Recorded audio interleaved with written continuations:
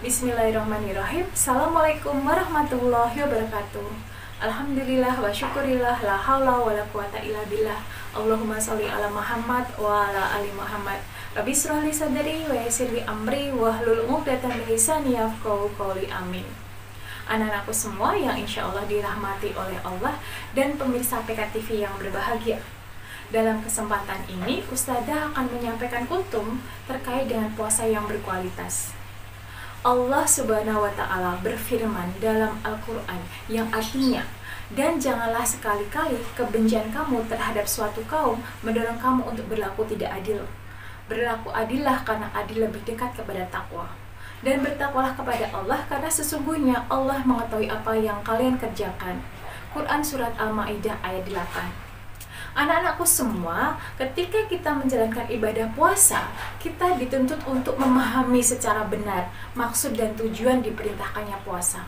Atau dengan kata lain, ketika kita menjalankan ibadah puasa, hendaknya sikap kita selalu diliputi oleh kepahaman dan kesadaran bahwa kita sedang menjalankan ibadah puasa. Ada sense of objective di sini, sehingga puasa kita akan tepat sasaran, yaitu puasa yang berkualitas. Hakikat tujuan diperintahkannya ibadah puasa seperti firman Allah dalam kitab suci Al-Quran dalam surat Al-Baqarah ayat 183 yang artinya, hai orang-orang yang beriman, diwajibkan atas kamu berpuasa sebagaimana diwajibkan atas orang-orang sebelum kamu agar kamu bertakwa. Berkaitan dengan ibadah puasa, ada sebuah hadis qudsi yang artinya kurang lebih adalah ibadah puasa adalah urusan seorang hamba dengan Allah Subhanahu wa Ta'ala, dan Allah lah yang akan memberikan balasannya. Dari sini kita bisa tahu bahwa ibadah puasa mengandung nilai-nilai misterius antara seorang hamba dengan Allah Subhanahu wa Ta'ala. Hanya Allah lah yang tahu apakah seorang hamba itu benar-benar menjalankan ibadah puasa. Dan hanya Allah lah yang tahu apakah ibadah seorang hamba itu benar-benar berkualitas. Ibadah puasa mempunyai implikasi vertikal, di mana puasa merupakan ibadah pribadi antara seorang hamba dengan Allah Subhanahu wa Ta'ala. Apakah seorang hamba itu benar-benar berpuasa, atau dia hanya berpura-pura, atau dia itu puasanya hanya ikut-ikutan? Di hadapan publik dia mengatakan bahwa dia berpuasa, padahal sebenarnya dia sedang berdusta. Terkait dengan dusta, ada sebuah hadis dari Rasulullah Shallallahu Alaihi Wasallam yang artinya kurang lebih adalah pangkal semua dosa adalah dusta.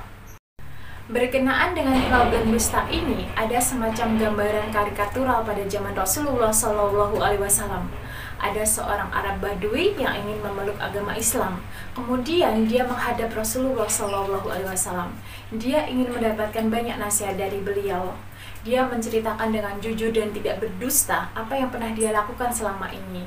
Dia mengaku bahwa dia banyak melakukan perbuatan maksiat, dari bermain perempuan, membunuh, dan lain-lain. Dia menghadap Rasulullah SAW dengan harapan bahwa dia akan mendapatkan nasihat yang banyak dari Rasulullah SAW. Akan tetapi saat itu Rasulullah hanya memberikan dua nasihat simpel, yaitu jangan berdusta. Ibadah puasa juga berimplikasi secara horizontal. Bagaimana ketika kita menjalankan ibadah puasa, itu memberikan dorongan dan motivasi kepada kita untuk selalu menjaga perilaku kita. Dengan demikian, ibadah puasa tidak hanya sekedar urusan pribadi semata, akan tetapi memiliki implikasi terhadap komitmen sosial. Bagaimana dengan berpuasa kita bisa menjaga dan mengendalikan perilaku kita. Ada sebuah fenomena yang terjadi akhir-akhir ini. Ada sebuah survei yang dilakukan oleh Digital Civility Index atau DCI. Hasil survei ini menyebutkan bahwa netizen di Indonesia adalah netizen yang paling tidak sopan di Asia Tenggara. Kita tidak menafikan sisi baik dari media sosial. Dengan media sosial kita bisa mengakses informasi-informasi dan hal positif yang lain. Akan tetapi kita juga harus aware terhadap fenomena destruktif dalam penggunaan media sosial. Dalam media sosial kita direcoki oleh aura budaya visual yang menggerus substansi ritual keagamaan kita, sehingga ritual keagamaan kita menjadi tidak bermakna. Terjadi keacuhan moral ketika kita bermedia sosial, dan ini secara tidak langsung mengkontaminasi nilai sakral ibadah puasa kita tatkala kita tenggelam dan terbawa arus bermedia sosial.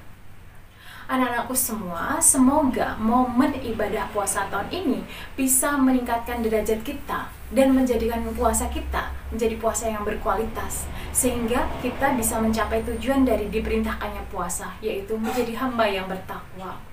Mari kita jadikan puasa ini dengan memaksimalkan ibadah kita dan kita bisa menjaga perilaku kita. Demikian kultum yang bisa Ustazah sampaikan, semoga ada manfaat yang bisa kita ambil bersama. Akhir kata, Ustazah mengucapkan selamat menjalankan ibadah puasa, semoga Allah menerima semua amal ibadah kita. Fastabiqul khairat. Assalamualaikum warahmatullahi wabarakatuh.